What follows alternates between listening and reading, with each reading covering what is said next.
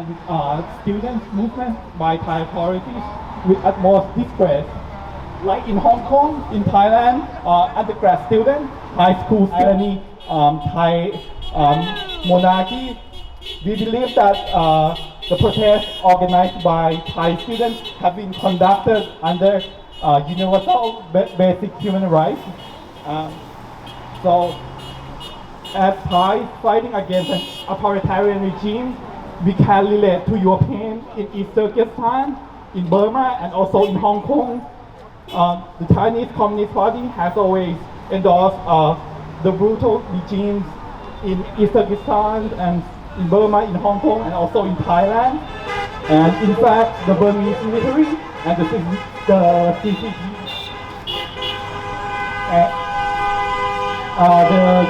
the CCP and the Burmese military were the first two regimes that officially visit Thailand after the Thai military overthrew the elected government of Thailand in 2014. And therefore, we urge everyone to speak up against the CCP that support dictator throughout East and Southeast Asia. We hereby stand against any government who abuse their power to harm the people, no matter how long it takes or how long it would be. We will never stop fighting for democracy in Thailand and in solidarity with our neighbor in East Turkestan, in Hong Kong, and in Burma. And lastly, I would like to everyone to do three-finger gesture salute. This gesture is a gesture that used to oppose the dictator regime, the authoritarian regime to our Southeast Asia. And everyone repeat after me.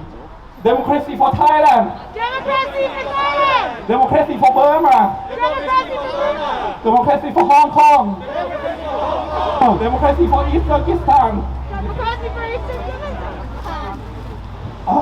Abolish Thai monarchy.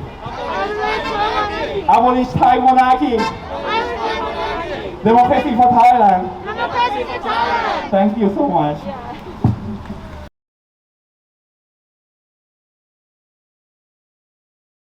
We are part of a Myanmar student coalition here in British Columbia. I would like to make a speech to address all of you directly, to all friends here, friends of democracy and friends of freedom and justice.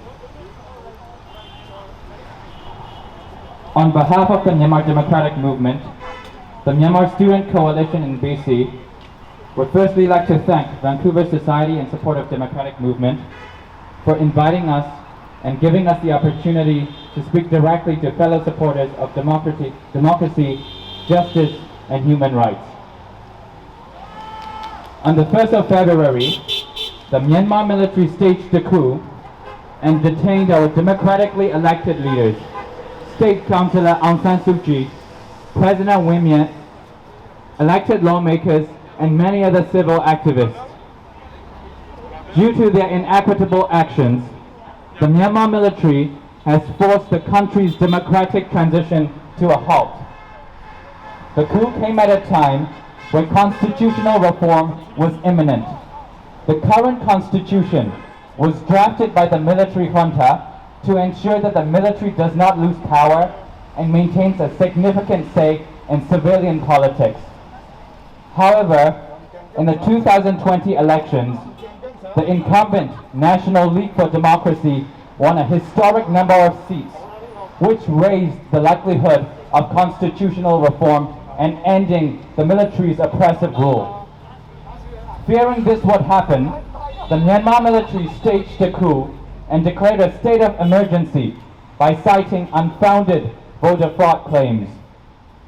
Since then, the Myanmar military and police forces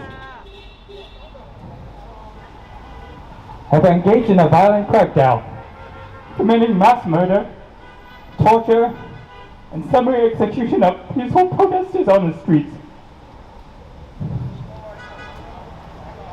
Last Wednesday alone marked the bloodiest day since the coup. At least 50 peaceful protesters were shot dead on the streets.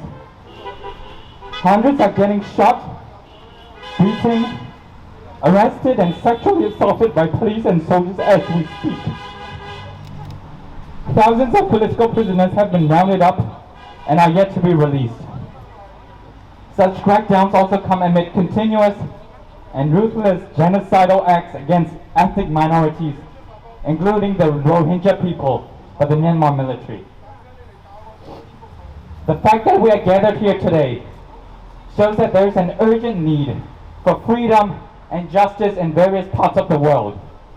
Hence, on behalf of Myanmar's democratic movement, we empathize with and affirm our staunch support for the people of Hong Kong, Thailand, Taiwan, and the Uyghurs.